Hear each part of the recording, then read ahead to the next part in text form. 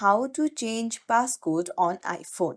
Hey everyone, welcome back to the channel. If you're new here, don't forget to hit the subscribe button and turn on the notification bell to not miss any updates. So today I'm going to show you how to easily change your passcode on your iPhone. Let's dive right in. Open up the settings first and then scroll down and tap on Face ID and passcode.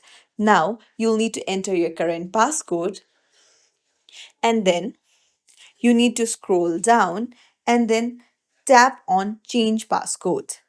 Now again enter your current passcode and now you'll see that you can enter your new passcode. If you tap on passcode options, you can see you can put your passcode as 4-digit numeric code, 6-digit numeric code, or even custom numeric or alphanumeric code. So I'm going to choose 4-digit numeric code, and now you'll need to enter your new passcode.